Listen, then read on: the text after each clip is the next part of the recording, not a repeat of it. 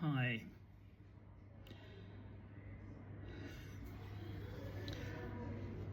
I'm pretty old, although I look okay in this picture, except for the wrinkles under the eyes and the lack of hair. Um,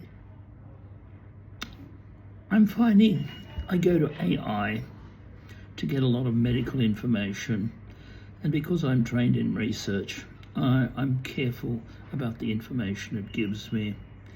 People may not understand this careful in research.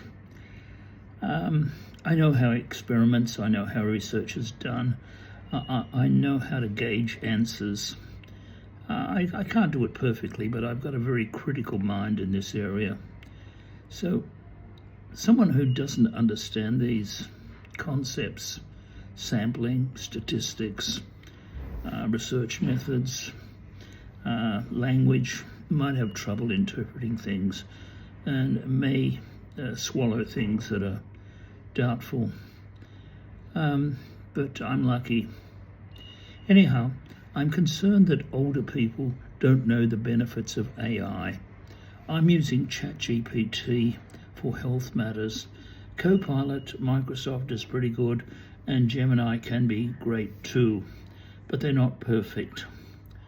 For 2 or 3 months after iOS 26 was introduced for the iPhone and iPad, AI ChatGPT said it was a scam.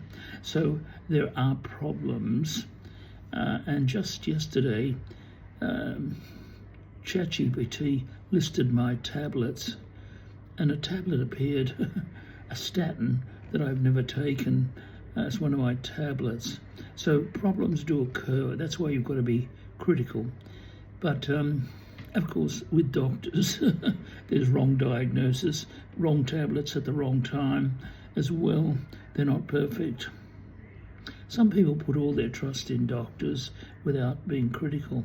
And actually, I was like that till about 2 or 3 years ago. But after a bad experience in hospital, things were revised in my mind. Maybe I'm too critical now. Anyhow, you can interrogate AI. Since getting the second vaccine injection, I've been unwell, but I think I've also had a virus. And AI says it doesn't really know what is the vaccine side effects that I'm experiencing as distinguished from the virus ones. But it's asked me questions that have helped it sort out an interpretation.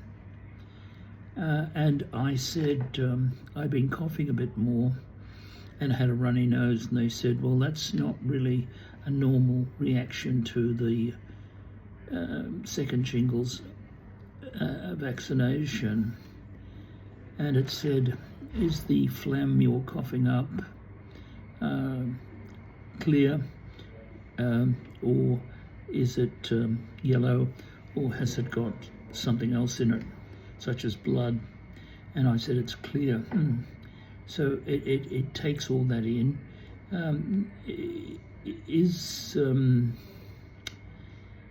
And I've been saying other things to it, and it interrogates me on these in a way that a doctor would as well, a good doctor, if he had time. And that's the problem. A good doctor, to interrogate you on these matters, would take at least an hour, because he'd be taking readings, looking down your throat, looking in your ears, asking you what you've eaten, all those kind of things, and AI can do that. The difference between AI medicine and GP in-person medicine is mainly, but not only, time. You've got 15 minutes with the doctor. You've got infinite time with AI. You can ask every question in the book. You've got to be good at phrasing your issues, and then AI can be very, very good. Now, can it be wrong? Yes. Does it tell you to go and see a doctor at certain points? Yes. But here's an example where AI was better than the doctor. I had swollen ankles and I photographed them with a phone, an iPhone. And it said, see those little red dots in the photo? Yes, I see them now. No one else has mentioned them when they've looked at my feet. It said, those little dots can mean venous insufficiency. So, there are advantages of AI, but also limitations. But the big advantage of AI is, if you phrase the questions right, the prompts, you've got unlimited time with AI, and it draws on thousands, if not hundreds of thousands of articles in order to process the information you've given it. But it does depend on the information. The information doesn't have to be perfectly worded, in that you can make grammatical errors and even spelling errors, but you do have to be precise.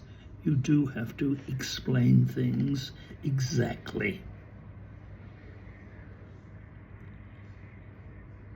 And the questions it asks you, as I said, are the questions a very, very good GP would ask you.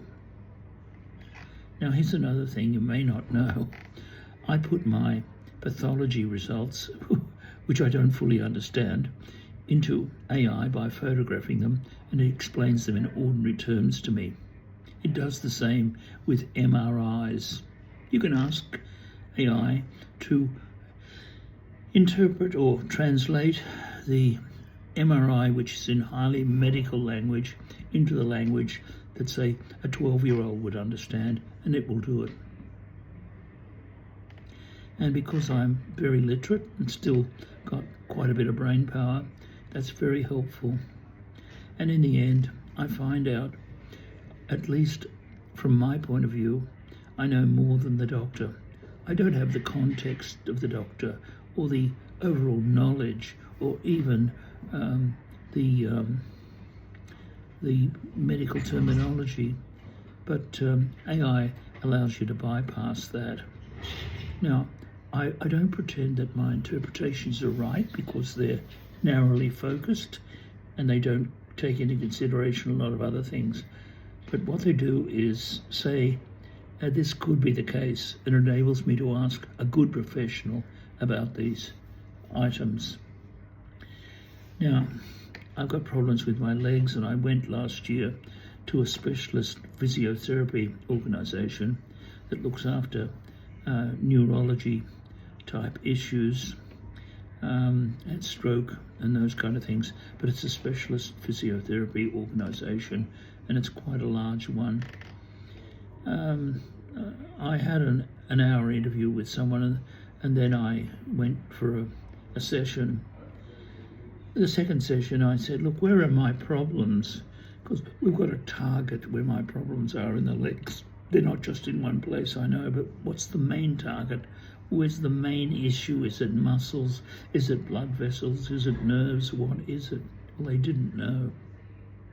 When I came back after a $200 visit, and knowing 80% of what they told me again, I put more information, more or less what I'd talked to the physiotherapists about in the second session, into AI ChatGPT. And I'd have to say I got an extremely better answer from AI. I didn't get definitive answers, but I got answers to my questions, like what nerves are in the feet that could be stopping me having stability, and it could answer that. Whereas the physiotherapist didn't want to, couldn't, or just for some reason didn't have enough time. AI could. What AI can't do is supervise that I'm doing the exercises properly, but I guess it'll be able to do that soon. It can do individual photos of rashes and skin, things like that, but it can't do movement at this stage, at least the ones I've got. Maybe the medical AIs can do that. Now, even then, if they can analyse, say, my gait, my walking, can they specify what's causing the problem inside? Well, they can guess, but that's where MRIs and X-rays come in. I somehow think we'll be able to do something equivalent to X-rays and MRIs with our phones shortly, but I'm guessing there. I don't really know. Anyhow, just some thoughts on the AI doctor and what they can do and what they can't do. But things are changing quite rapidly, and older people should make themselves aware, either through studying this themselves or getting a grandchild or a son or daughter to do it for them. There's usually some person that can handle AI fairly well. It's just a matter of you telling them what you want, and that's where your language ability and critical thinking come into play, so you can describe things that they can investigate for you. Thank you.